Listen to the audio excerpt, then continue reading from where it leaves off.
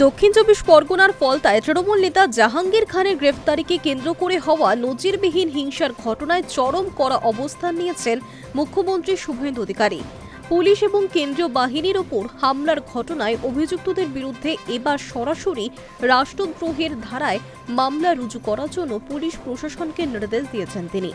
একই সঙ্গে তার কড়া হুঁশিয়ারি, ফলতার মাটিতে এখন থেকে সম্পূর্ণভাবে আইনের শাসন প্রতিষ্ঠা হয়েছে, তাই কেউ আইন নিজের হাতে তুলে নিতে চাইলে তাকে রিয়াত করা হবে না।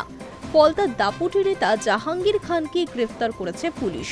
এরপর গত মঙ্গলবার তাকে থানা থেকে জোরপূর্বক ছাড়িয়ে নিয়ে যাওয়ার চেষ্টাকে কেন্দ্র করে রণক্ষেত্রের চেহারা নেয় ফলতা থানা এলাকা।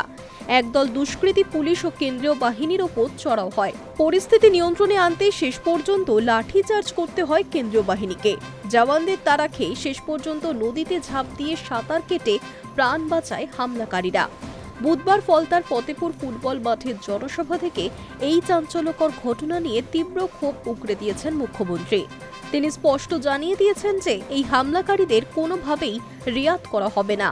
শুভেন্দুর নির্দেশ, ভারতীয় ন্যায় সংহিতা বা বিএনএস এর নির্দিষ্ট বিধি মেনেই হামলাকারীদের বিরুদ্ধে দেশের সার্বভৌমত্ব এবং নিরাপত্তার পরিপন্থী কাজের জন্য রাষ্ট্রদ্রোহের ধারায় মামলা রুজু করতে হবে।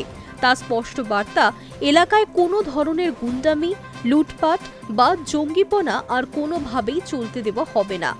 মঙ্গলবার থানার সামনে হওয়া ওই হিংসাত্মক ঘটনার সিসিটিভি এবং ভিডিও ফুটেজ খতিয়ে দেখে অভিযুক্তদের চিহ্নিত করার প্রক্রিয়া শুরু করেছে পুলিশ। এই প্রসঙ্গে প্রকাশ্য সভা থেকেই জেলার পুলিশ সুপার বা এসপিকে কড়া নির্দেশ দিয়েছেন মুখ্যমন্ত্রী। বলেছেন, এখানে কিছু লোক একজন মাফিয়া স্ত্রীর নেতৃত্বে পুলিশ এবং কেন্দ্রীয় বাহিনীকে আক্রমণ করতে গিয়েছিল। আমি এসপিকে পরিষ্কার বলে গেলাম, ভিডিও ফুটেজে যাদের যাদের দেখা গিয়েছে তাদের কেউ যেন আজ থেকে নিজের বাড়িতে শান্তিতে থাকতে না পারে। তাদের সকলকে দ্রুত আইনের আওতায় আনতে হবে এবং কঠোরতম আইনি শিক্ষাও দিতে হবে। বিগত তৃণমূল সরকারের আমলে ফলতায় হওয়া একাধিক আর্থিক দুর্নীতির খতিয়ান তুলে ধরে শুভেন্দু অধিকারী বলেন, গত আমফান ঘূর্ণিঝড়ের সময় ক্ষতিগ্রস্ত প্রত্যেকটি বাড়ির মেরামতের জন্য প্রধানমন্ত্রী ত্রাণ তহবিল থেকে 20,000 টাকা করে দেওয়া হয়েছিল। সেই টাকাও এরা চুরি করেছে।